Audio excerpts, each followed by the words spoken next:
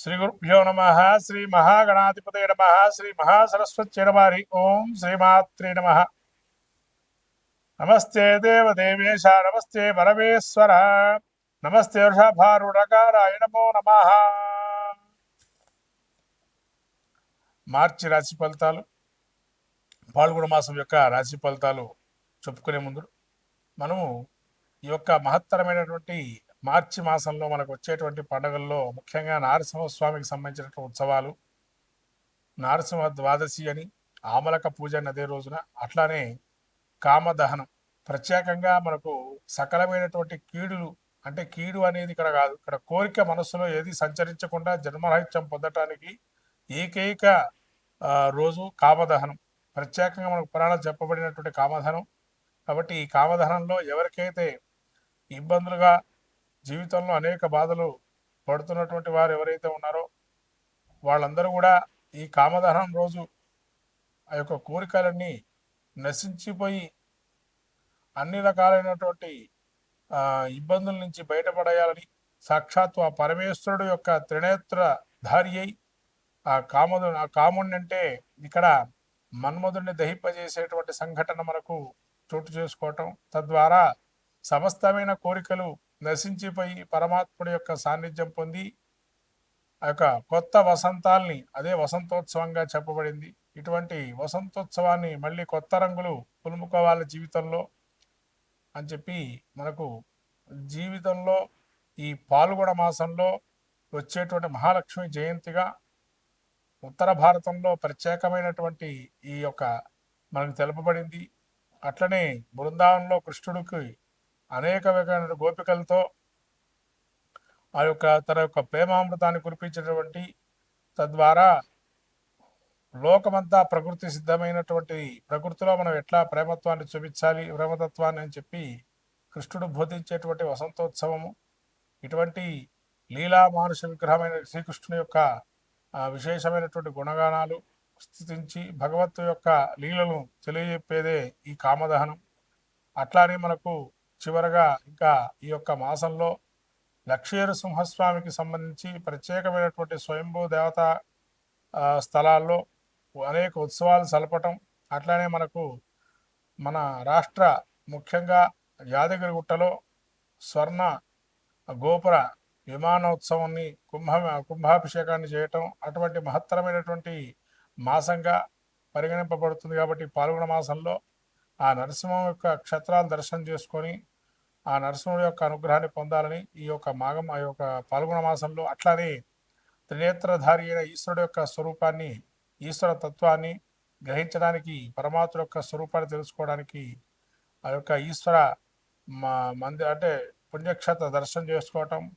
అట్లనే కొత్త ఉగాదికి మనకు అనేక రకాలైనటువంటి ఇబ్బందులను తొలగిపోయి నూతనమైనటువంటి మళ్ళీ సంవత్సరంగా మనకు ప్రసాదించే అనేక దేవతా తీర్థక్షేత్ర దర్శనాలు, ఇటువంటివన్నీ కూడా ఈ యొక్క పాల్గొన మాసంలో చేసుకుంటే విశేషమైనటువంటి ఫలితాన్ని పొందుతారని మనకు ధర్మ శాస్త్రం తెలుపబడింది. కాబట్టి ఈ మాఘమాసంలో ఇటువంటి మహత్తరమైన పుణ్య పర్వదినాలను మనం చేసుకుని సాక్షాత్ ఆ యొక్క ఈశ్వరుడు అట్లానే మహావిష్ణు స్వరూపమైన నరసింహస్వామి అనుగ్రహాన్ని పొంది సకలమైన విజయాలు పొందాలని ఈ యొక్క పాల్గొన మాసంలో మనం ముందుగా ద్వాదశ రాశి ఫలితాలు చెప్పుకున్నాం. కన్యారాశి యొక్క పరిస్థితి చూసినట్టయితే ముఖ్యంగా ఉత్తరాక్షత్రం 2, 3, 4 పాదాలు, హస్తాక్షత్రం 4 పాదాలు, అట్లాగే చిత్తాక్షరం 2 పాదాలు కన్యారాశి చెందినవి. కన్యారాశి గ్రహస్థితి చూసినట్టయితే ముఖ్యంగా జన్మస్థంలో కేతువు, షష్టంలో రవిశనుడు, సప్తమంలో శుక్ర బుధ రాహువులు, అట్లానే భాగ్యంలో గురువు, దశమంలో కుజుడు, ఈ విధమైన గ్రహ సంచారం చూస్తున్నాం. ఈ యొక్క గ్రహ సంచారంలో ముఖ్యంగా జన్మస్థ కేతు ఉండడం వల్ల కొంత అకారమైనటువంటి కోరికలు కావచ్చు, అకారణంగా కొంత వైరాలు ఉండొచ్చు, తద్వారా ఇబ్బందులు కలిగే అవకాశం ఉంది. ఏదైనా మనకు అనుకూలమయ్యే అంశం కూడా ప్రతికూలంగా అయ్యే అవకాశం ఉంటుంది. షష్టంలో రవిశనుడు ఉండడం వల్ల కొంతవరకు దీర్ఘకాలికంగా ఆగిపోయేటువంటి పనులు కూడా పునః మరి ప్రారంభమయ్యే అవకాశం ఉంది. రవి సప్తమ స్థానంలో ఉండటం వల్ల కొంత వివాహ ప్రయత్నాలు చేసే కన్యారాశి వారికి వివాహాలు కూడా అనుకూలమయ్యే అవకాశం ఉంది. అట్లనే శుక్రబుధుడు సప్తమ స్థానంలో సంచారం చేస్తూ కొత్తదైనటువంటి మార్గాల్లో సంచారం చేయటం మంచిది. కుటుంబంలో కానీ దాంపత్యంలో కానీ కొన్ని ఇబ్బందులు వచ్చినా అవి మళ్ళీ ఆ చిన్న చిన్న ఇబ్బందులుగా గోచారం చేస్తూ ముందరకెళ్ళటం మంచిది.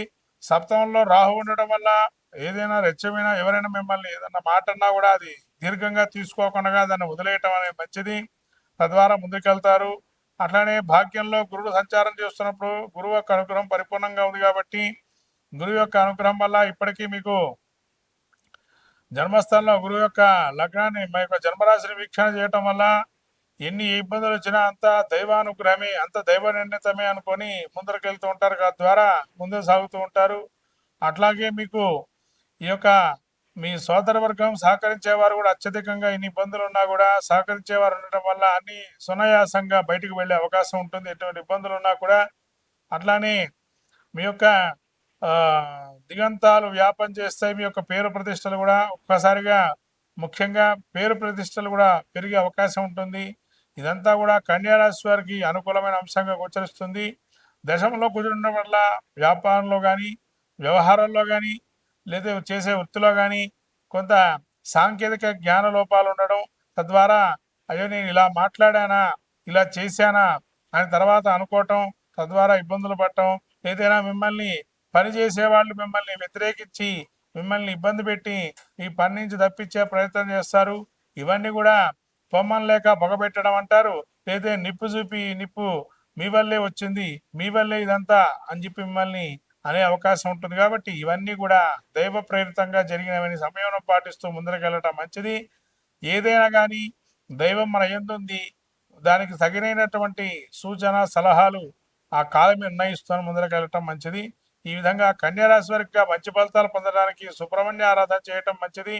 అట్లానే బుధుడు యొక్క అనుగ్రహం విష్ణు సహస్రనామ పారాయణ చేయటం వల్ల మంచి. మొత్తం మీద ద్వాదశ రాశి వారికి ఏంటనగా ఈ ద్వాదశ రాశి వారికి మార్చి మాసం పాల్గొన మాసంలో మన జాతకంలో కూడా దశాంతర దశలు కూడా చూసుకొని అదొక 50%, ఇదొక 50%గా గోచారాన్ని ఫలితాన్ని కూడా చూసుకోవాలి. తద్వారా ఫలితాలు ఉంటాయి, శుభ ఫలితాలు. అట్లాగే ఈ ద్వాదశ రాశి వారికి ప్రత్యేకంగా చెప్పడం ఏంటంటే ఈ మాసంలో ప్రత్యేకంగా శని మారే అవకాశం ఉంది కాబట్టి కొన్ని రాశుల వారికి మంచి, కొన్ని రాశుల వారికి చెడు జరిగే అవకాశం ఉంటుంది. కాబట్టి వాళ్ళకి శని యోగప్రదుడా కాదా తెలుసుకోవాలి జాతక చక్రంలో. అందుకని జాతక చక్రం పరిశీలన చేసుకోండి. యోగప్రదంగా ఉంటే మంచి ఫలితాలు, అవయోగప్రదంగా ఉంటే అవయోగ ఫలితాలు ఇస్తారు. ఇది అందరూ గమనించాల్సిన విషయం ద్వాదశ రాశి వారు. కాబట్టి ఈ గమనించినటువంటి విషయాన్ని మీరు మళ్ళీ ఒకసారి పునఃసమీక్షించుకొని జాతక చక్రాన్ని, తద్వారా దానికి సంబంధించిన శాంతి ప్రక్రియలు చేసుకోవటం అనేది మంచిది. ముఖ్యంగా శక్తి లేని వారు ఎవరైతే ఉంటారో శాంతి ప్రక్రియలు చేసుకోవడానికి కనీసం స్తోత్ర పారాయణాలు కానీ, స్తోత్రాన్ని వినటం కానీ, శ్రవణం కానీ, నామస్మరణ కానీ, క్షేత్ర దర్శనం కానీ లాంటివి చేయటం వల్ల కూడా మంచి ఫలితాలు సాధిస్తారు ద్వాదశ రాశి వారు.